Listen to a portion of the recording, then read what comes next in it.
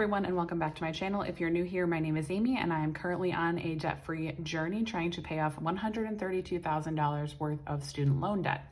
So today is Friday, March 26th, which means that I have a debt-free Friday video planned for you guys today, as well as I will be going over a March recap, talking about all the side hustle income that we brought in for the month of March, as well as all the debt payments we made and our ending balances. So I'm gonna start off with our debt-free Friday normal video, and then I will get into the March recap soon. So this week we started with a balance of $53,275, which was at 59.76% paid. We made a payment of $500, same as last week. And that brings our ending to $52,775, which brings us to 60.14% paid. So super excited to be at that 60% paid milestone. That is a really exciting accomplishment. I am super glad that we were able to achieve that milestone in March. That was my end goal. And even with purchasing a car in cash, if you did not watch my last week video, I do talk about our SUV purchase that we made last week, and I will link it above if you have not watched that video yet. But even with purchasing a new vehicle, we were able to still achieve that milestone, very barely, but we still got it. So super excited about that. First side hustle income this week. We did only have one source of side hustle income from earlier this week. If you follow me on Instagram, I'm actually on a staycation right now with my family. We rented an Airbnb and are just kind of taking some time off. So I am pre-filming this a little bit earlier in the week, but I did make $40 on Facebook Marketplace. That was from selling my daughter's old car seat that we no longer use. So super excited about that.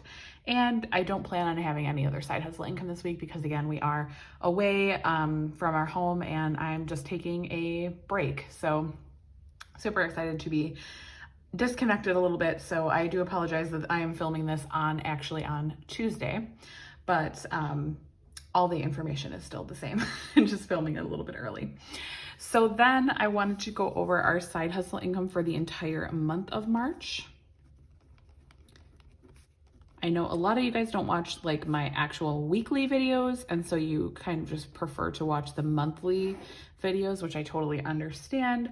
So I do like to just go over the month recap for anyone that only watches my monthly videos. So we did have that $5 from last week from Venmo. That was kind of a random thing my husband got offered from Venmo. This month I made $16.10 from Etsy. We made $48.55 from Surveys on the Go. Again, I love that app, you guys. You should try it if you haven't.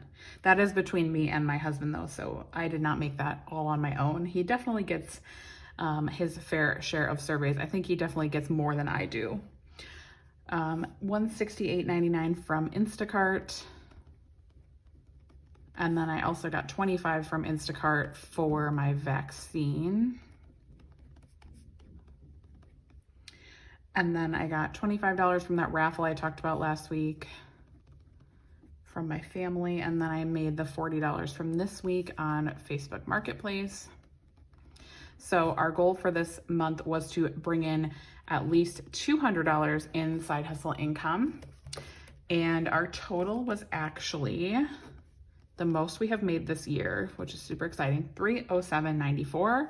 So we definitely killed that goal. I'm super excited because we did take a little bit of a step back last month, and I think we made $157 last month, and in January we made $288. So this is officially our highest side hustle income this year, which is super exciting, and it was pretty painless. I wasn't like overworking myself.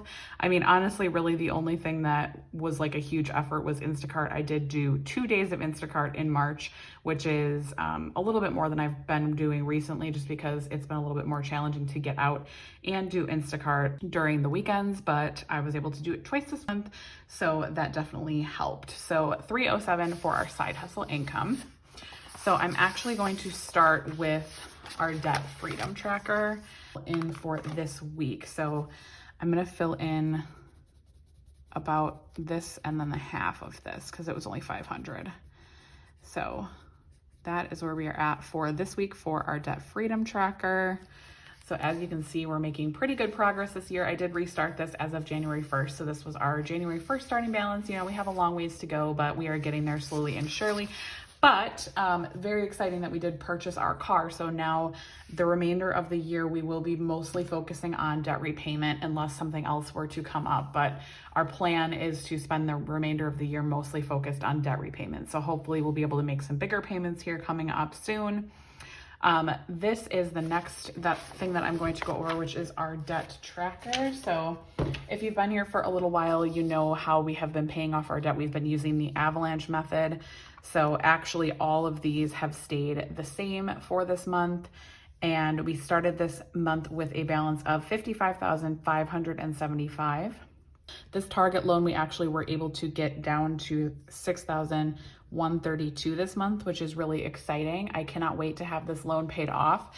I do have these 2 outstanding from grad school and the rest is from my undergrad. So for now, we are just going to be sticking with doing the avalanche method, and I'm not really thinking of changing it yet, although I know I did talk about last month, these smaller ones are kind of starting to bug me, but for now we will maintain doing this. And like I said, these did not change at all because I am only paying on this target loan this month. So our ending balance from this month was $52,775. So this was not a huge debt payoff month because like I said earlier in the video, we did end up buying a SUV in cash this month. So that did take up a lot of our extra income, but we did try to still balance and still pay towards debt as well. So current debt then is $52,775, which means that we have paid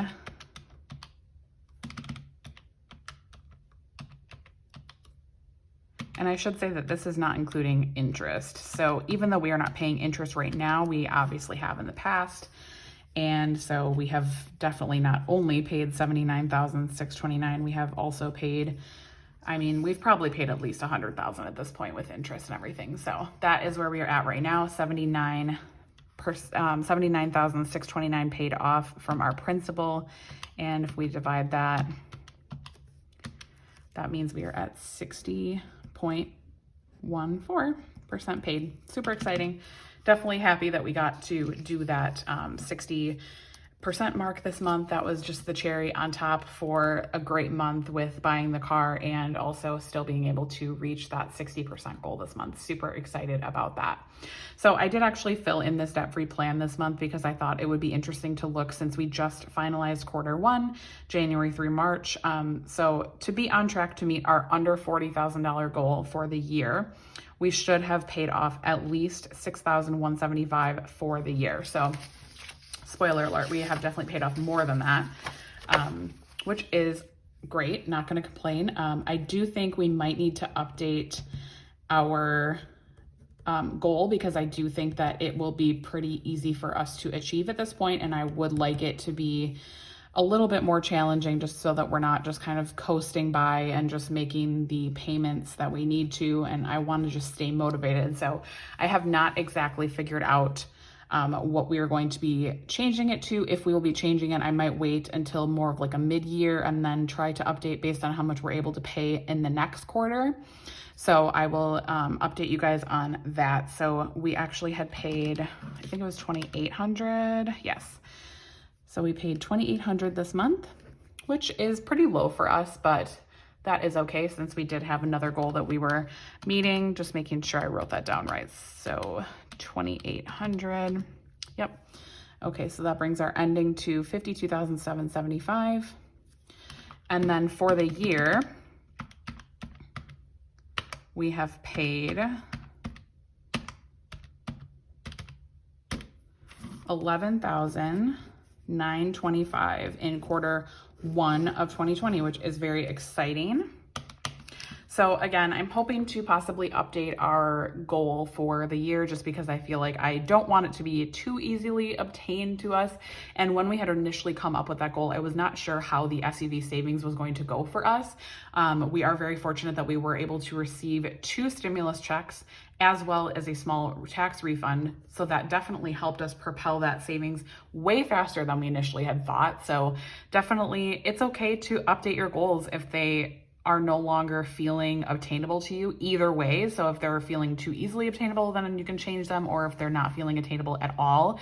I have definitely done both. I have made goals that are way too difficult, and I have also made goals that are too easily obtained. So I will definitely check back in with you guys in the next few months and decide if we are going to change that goal and make it a little bit more aggressive, maybe 30 under 30,000. I feel like could be possible depending on how the rest of the year goes and if anything were to come up. So definitely let me know what you guys think below. And I think that is everything that I have for you guys today to close out March. So I hope you guys had a great month. Let me know how your month went. And if you have any questions below, I will talk to you guys later. Bye guys.